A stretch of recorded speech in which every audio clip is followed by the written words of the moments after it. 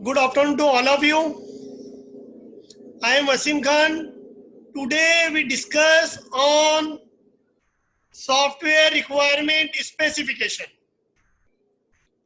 Software requirement specification पढ़ने से पहले हमें रिक्वायरमेंट और रिक्वायरमेंट इंजीनियरिंग के बारे में मालूम होना चाहिए। आज हम जो सॉफ्टवेयर रिक्वायरमेंट स्पेसिफिकेशन पढ़ेंगे तो वो क्यों पढ़ रहे हैं उसका एक रीज़न दे दूं मैं। सॉफ्टवेयर रिक्वायरमेंट स्पेसिफिकेशन किसी भी सिस्टम या सॉफ्टवेयर एप्लीकेशन की ज़रूरत को पूरा करने का एक डॉक्यूमेंट होता है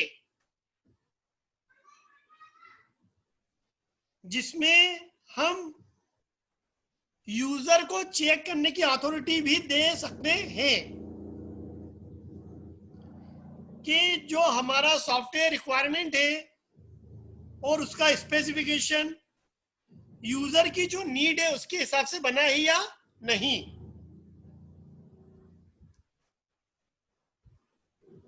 तो सबसे पहले सॉफ्टवेयर रिक्वायरमेंट स्पेसिफिकेशन में हम पढ़ेंगे रिक्वायरमेंट इंजीनियरिंग, जिसमें रिक्वायरमेंट इंजीनियरिंग में हम देखेंगे कि रिक्वायरमेंट क्या है। तो रिक्वायरमेंट किसी भी सिस्टम के यूजर की नीड होती है जिसको हम फंक्शन, कंडीशन और प्रॉपर्टी का यूज करके फुलफिल करते हैं। इंजीनियरिंग एक सिस्टमेटिक और रिपीटेबल टेक्निक होती है।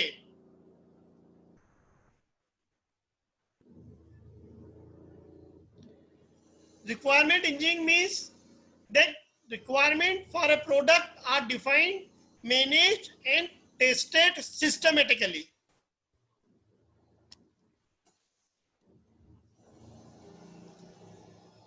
रिक्वायरमेंट इंजीनियरिंग में ये जरूरी है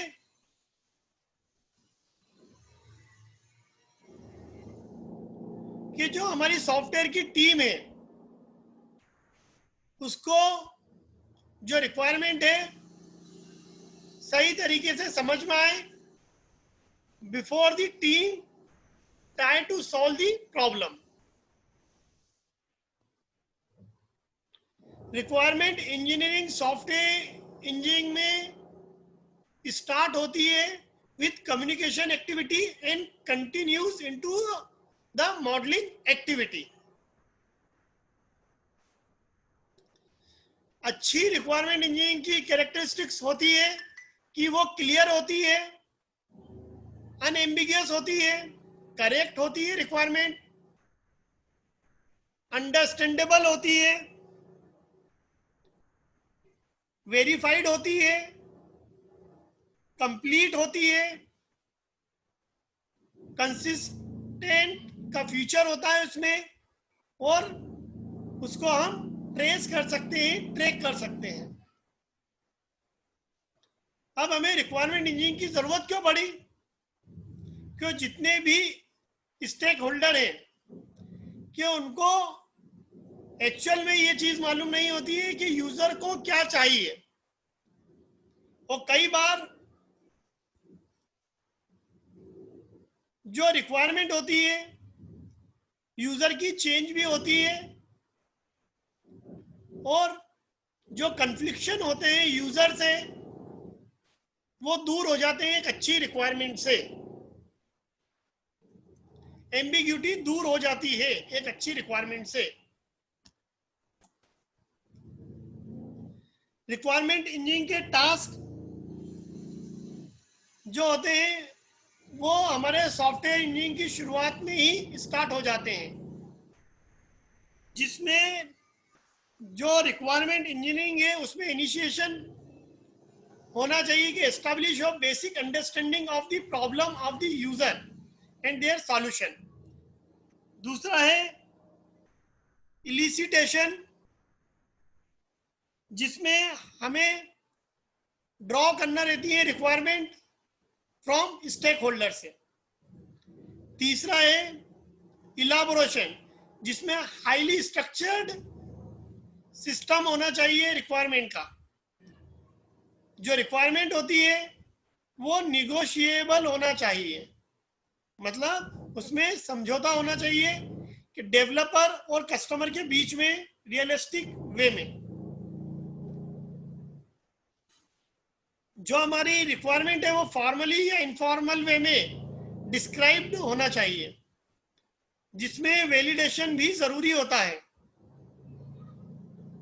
रिक्वायरमेंट मैनेजमेंट में मैनेज चेंजिंग दी रिक्वायरमेंट, इसमें इंसेप्शन की बात आती है। Ask context free question that establish basic understanding of the problem. Elicitation में जैसा कि मैंने बताया है कि collecting intelligence information from people means customers. कई बार रिक्वायरमेंट इलिसिटेशन डिफिकल्ट भी होता है, क्योंकि उसमें हमें प्रॉब्लम का स्कोप समझना रहता है, प्रॉब्लम को समझना रहता है, और वो देखना पड़ता है कि जो हमारी रिक्वायरमेंट है ओवर द टाइम चेंज होती है, जिसको बोलते हैं वोलेटिलिटी, जिसकी वजह से एग्जैक्ट रिक्वायरमेंट को समझना बहुत ही डिफिकल्ट होता है। इलाबोरेशन, जैसा कि मैंने बताया, focuses on developing a refined technical model of software function, features and constraint using the information obtained from during the inception and elicitation.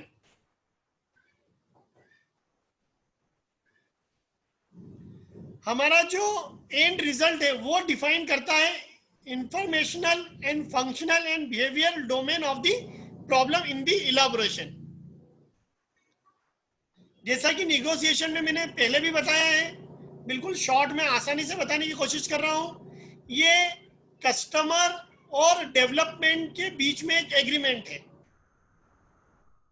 Specification में हम बता रहे हैं different things to different people, जिसमें हम रिटर्न डॉक्यूमेंट की बात करते हैं, ग्राफिकल मॉडल की बात करते हैं, प्रोटोटाइप की बात करते हैं। वैलिडेशन में हम बात करते हैं जो एरर है, जो मिस्टेक्स हैं,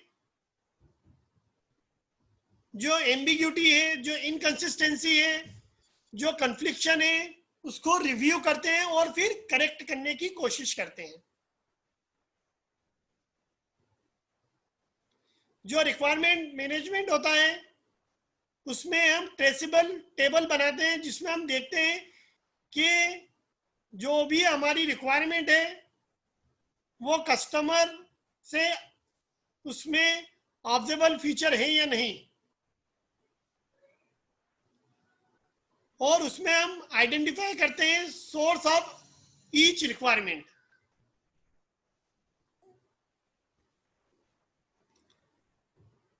इनिशिएटिंग रिक्वायरमेंट इंजीनियरिंग प्रोसेस में हम आइडेंटिफाई करते हैं स्टेक होल्डर को, रिकॉग्नाइज करते हैं मल्टीपल पॉइंट्स ऑफ रिव्यू को, वर्क टूवर्ड कोलैबोरेशन करते हैं हम, और बार बार क्वेश्चन आंसरिंग करते हैं। Who is behind the request for this work, this project, who will use this solution, what will be the economic benefit of a successful solution. कई बार हमारे दिमाग में क्वेश्चन आते हैं, what business problem will this solution address, are my question relevant to the problem, am I asking too many questions, can anyone else provide additional information, should I be asking you anything else, ये question आते हैं।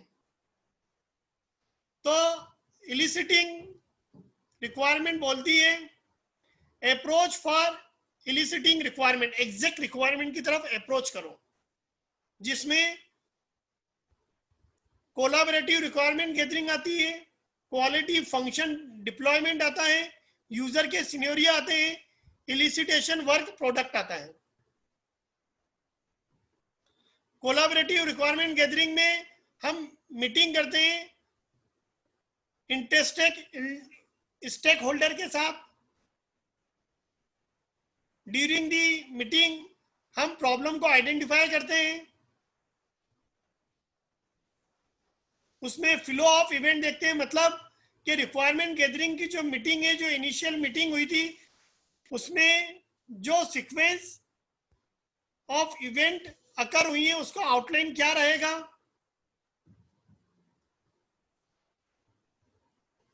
Collaborative requirement gathering में ही हम देखते हैं कि जो इनिशियल मीटिंग हुई थी उसमें जो डिस्ट्रीब्यूट हुई है प्रोडक्ट रिक्वेस्ट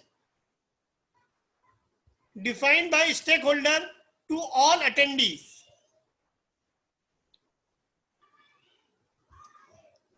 कोलैबोरेटिव रिक्वायरमेंट में ही हम देखते हैं कि हर team makes a list of validation criteria for the product and present to team. Finally एक या एक से अधिक participant is assigned the task for writing a complete draft specification। इसमें ही हम देखते हैं क्वालिटी फंक्शन डिप्लॉयमेंट, जिसमें हम देखते हैं 3 types of requirement, normal requirement, expected requirement और exciting requirement. Functional requirement, information deployment, task deployment, value analysis, ये सब हम during the stage of requirement देखते हैं।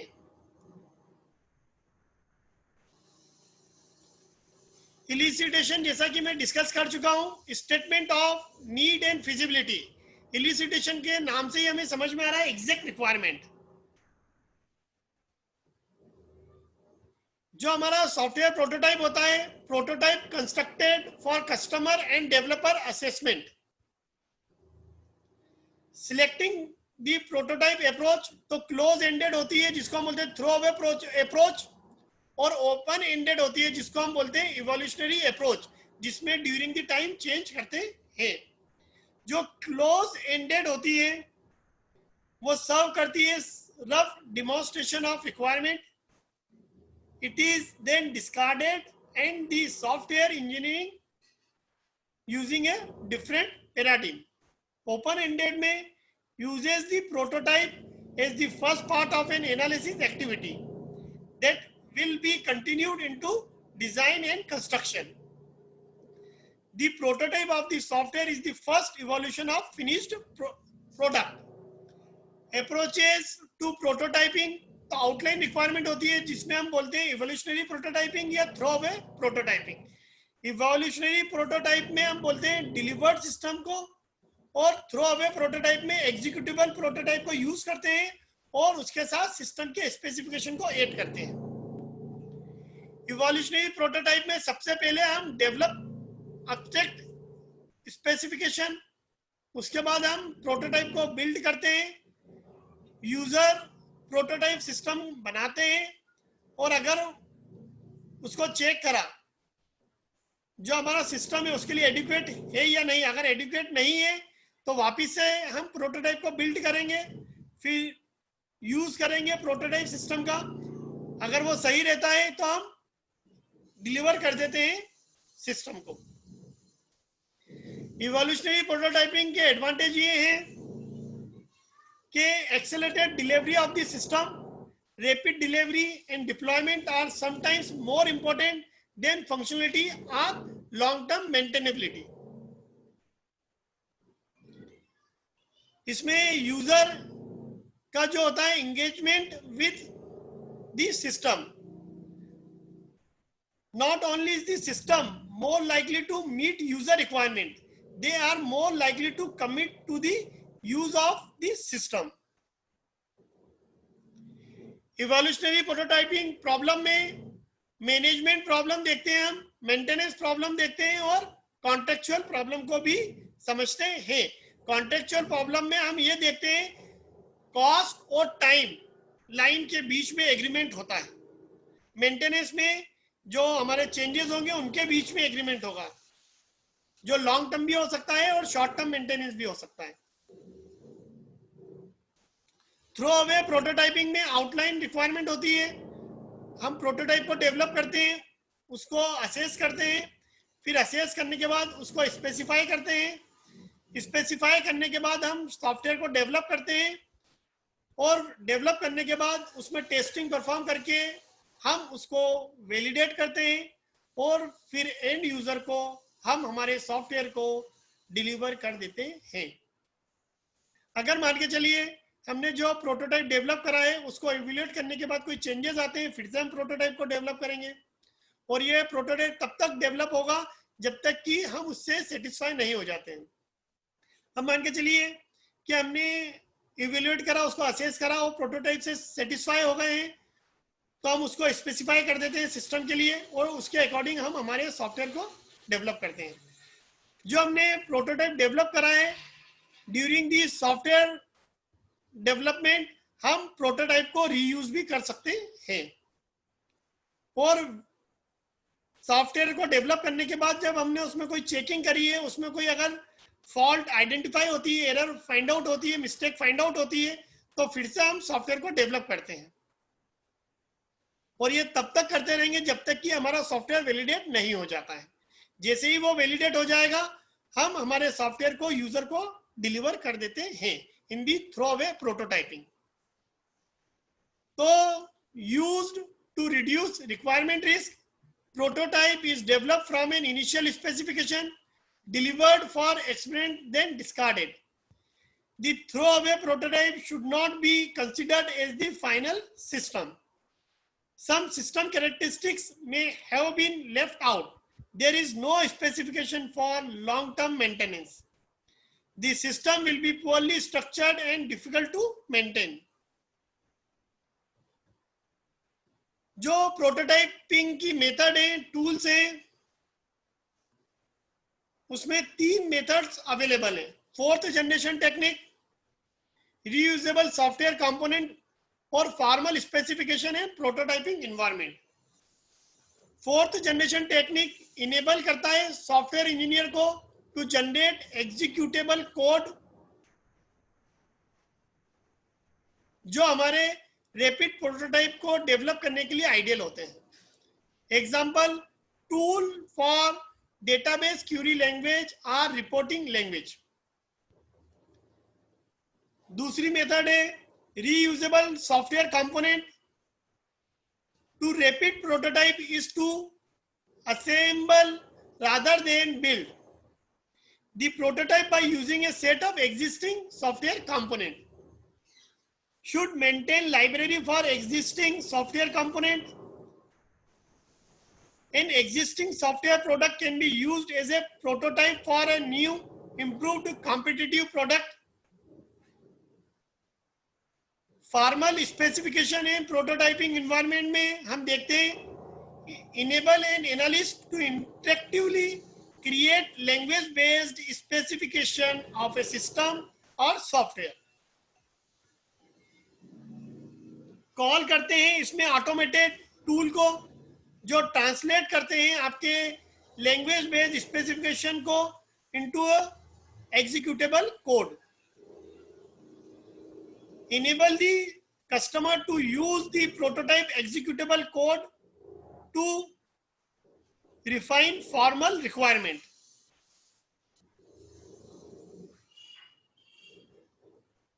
अब जब हम सॉफ्टवेयर रिक्वायरमेंट स्पेसिफिकेशन को पढ़ेंगे तो उसमें सबसे इंपॉर्टेंट है स्पेसिफिकेशन। तो specification, mode of specification has much to do with the quality of solution.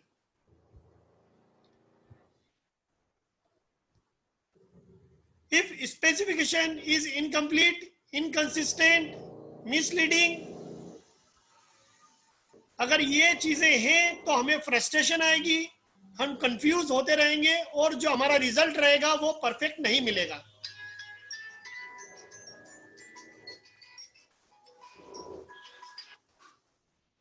Specification के प्रिंसिपल हैं, may be viewed as representation process, separate functionality from implementation, develop a model of the desired behavior of a system, establish the context in which software operates by specifying the manner. Specification में हम define करते हैं environment in which the system operate and indicate how. Fifth principle है specification का, create a cognitive model rather than a design और implementation model. The cognitive model जो रहता है वो डिस्क्राइब करता है systematic view by its user community. User के लिए एक सिस्टमेटिक व्यू मिल जाता है सिस्टम का कॉग्निटिव मॉडल के थ्रू. जो स्पेसिफिकेशन होता है must be tolerant of incompleteness and augmentable. इसमें हम कंटेंट और स्ट्रक्चर को एस्टैब्लिश करते हैं of a specification in a way they will enable it to be amenable to change, जिसमें हम चेंज कर पाए.